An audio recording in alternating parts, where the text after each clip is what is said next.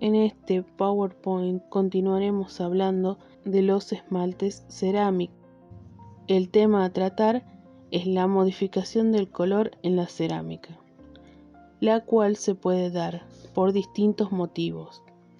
Entre ellos están la interacción de los óxidos metálicos con otros minerales, la temperatura de cocción, la atmósfera, la compatibilidad de los esmaltes con la pasta cerámica y el tipo de cocción. Cuando hablamos de la interacción de los óxidos con otros minerales, tenemos que tener en cuenta que hablamos de cómo los óxidos cromóforos actúan al momento de agregarle otros minerales. En este caso tenemos el ejemplo del óxido de cromo. Esta muestra tiene incorporada una base alcalina al 33% y 1 gramo de óxido de cromo, dando un color verde apagado. En esta segunda muestra tenemos que los óxidos cromóforos usados son el cromo y el cobre. El fundente es el minio y el cuarzo funciona como refractario, dando un color gris apagado. En esta tercera muestra tenemos que el óxido de cromo está acompañado por el bórax como fundente, el cuarzo como refractario, más feldespato y arcilla Tinker, dando un color verde grisáceo sin brillo. En cuanto a la temperatura de cocción, tenemos que tener en cuenta que si cocinamos una arcilla a una temperatura superior a su punto de fusión, vamos a encontrarnos con una arcilla que se vitrifica. El ejemplo que estoy mostrando es una arcilla roja que se ha cocinado a 1020 de temperatura, conservando su color rojo naranjado y una contracción de un 5%, mientras que en comparación tenemos una arcilla roja que se ha cocinado a los 1060 grados de temperatura, produciendo una vitrificación, la cual se nota a simple vista, ya que el color de la arcilla ha cambiado a un marrón oscuro y la dilatación es aproximadamente de un 10 a 15%. Este factor influye cuando vamos a aplicar un esmalte. Acá tenemos dos muestras con óxido de hierro en un 2%, una base alcalina y diferente temperatura de cocción. Como se puede ver en la muestra con una temperatura de cocción de 1060 grados, se puede observar que a pesar de tener el esmalte, la arcilla roja es un tanto más oscura que la arcilla roja que se ha cocinado a 1020 de temperatura.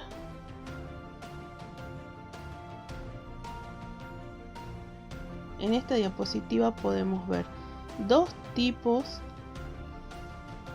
de defectos de los esmaltes relacionados con la temperatura.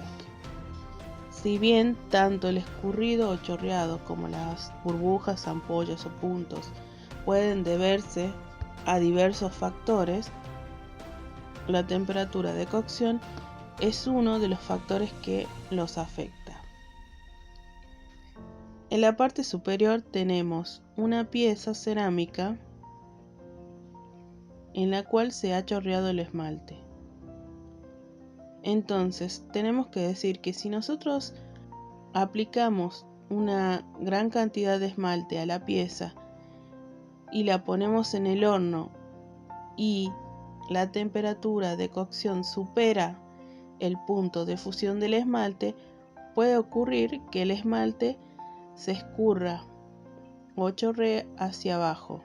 En cuanto a por qué ocurren las burbujas en las piezas, se relaciona con que el esmalte no alcanza su punto de fusión. Es decir, que cuando está en el horno, el esmalte no llega a liberar todas las impurezas y el oxígeno que contiene en su interior. Entonces, al no llegar al punto de fusión, se produce un burbujeo. En la parte de abajo tenemos una muestra esmaltada con óxido de manganeso. El óxido de manganeso tiene un punto de fusión elevado. En este caso, la muestra, al ser horneada a bajas temperaturas, el esmalte no pudo alcanzar su punto de fusión, no pudo liberar ni el oxígeno ni las impurezas que contiene, por lo cual se produce. Cuando hablamos de atmósfera, tenemos que considerar que de acuerdo a la atmósfera en la cual nuestras piezas se van a cocinar, vamos a obtener uno u otro resultado. Los tipos de atmósfera que vamos a ver son 3 de acuerdo a los autores que se detallan más adelante. Tenemos una atmósfera neutra, en donde hay un equilibrio entre el combustible, en este caso puede ser eléctrico, y el oxígeno. Es decir, que no hay más contenido de uno que del otro. Luego tenemos una atmósfera reductora, en donde el combustible puede ser gas, gasóleo, leña, guano, etc. Hace una combinación de gases dentro del horno, el cual se dispersa en forma de espiral por todas las partes del horno, alcanzando así a todas las piezas, dándoles un acabado único. En este caso tenemos que tener en cuenta que tanto el combustible como el oxígeno son los que mantienen encendida la llama que libera los gases de combustión. Por último, tenemos una atmósfera oxidante, en donde el oxígeno es mayor que el combustible que usamos.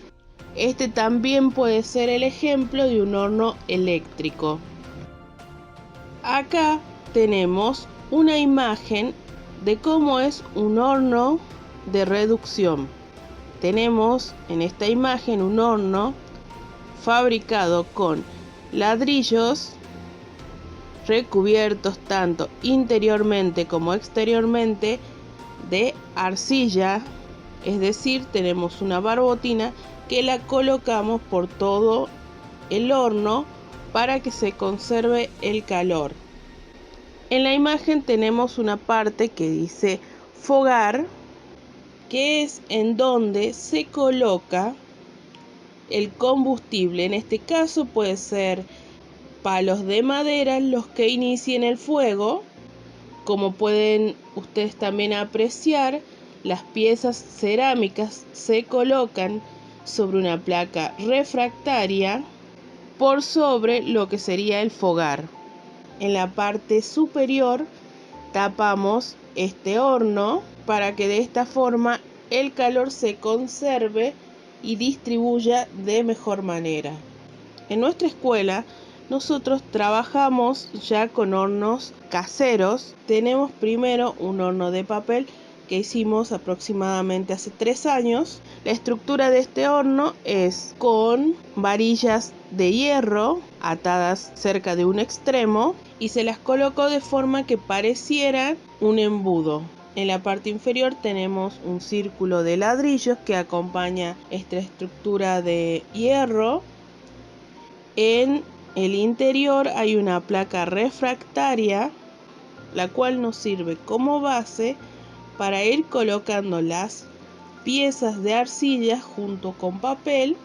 Una vez relleno el horno de las piezas, se le colocó alambre de gallinero recubierto con papel de diario y por último una capa de barbotina líquida.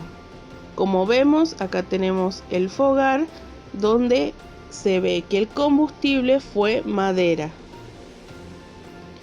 En el segundo ejemplo tenemos un horno de guano cuya estructura cilíndrica fue armada mediante ladrillos.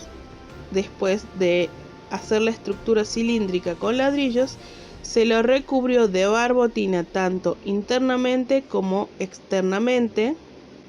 En su interior también hay una placa refractaria, pero en este caso el combustible fue el guano. Se puso un colchón de guano, las piezas, y se volvió a cerrar con otro colchón de guano. Esto mantuvo encendido el horno por el tiempo que se necesitaba. En el fogar se le puso también algunas maderas para encender el fuego, pero lo que mantuvo el fuego encendido fue el guano. En ambos hornos se hace una entrada circular que sirve para meter un pirómetro, por ejemplo, y medir la temperatura. En este caso, en el horno de guano se ve mejor donde se dejó el orificio. Finalmente, podemos ver acá imágenes del horno de nuestra escuela. En la imagen principal vemos las placas refractarias separadas entre sí por pilones, también refractarios. Vemos que hay una resistencia en forma de resortes, tanto en las paredes de los laterales como en la parte de abajo del horno. Este horno está construido por fuera con chapa y por dentro con ladrillo refractario. En la parte de arriba del horno, además de tener el ladrillo refractario, hay un colchón de fibra de vidrio. Y finalmente tenemos también en este mismo lugar de arriba es donde está el orificio por el cual sale el vapor cuando se empieza a cocinar las piezas. La puerta de nuestro horno también tiene, además de ladrillo refractario y chapa, un cordón de fibra de vidrio que permite que cuando la puerta del horno se cierre, hace que el calor se mantenga adentro y no salga.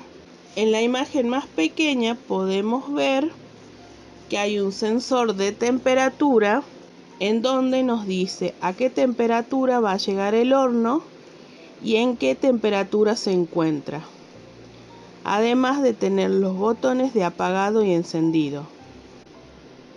Para ser más prácticos, acá yo les traje un ejemplo de cómo se modifica el esmalte de acuerdo a la atmósfera. Con una base plúmbica en una atmósfera de oxidación, el cobre da una cierta gama de verdes poco saturados. Con una base plúmbica en una atmósfera de reducción, da colores rojos intensos.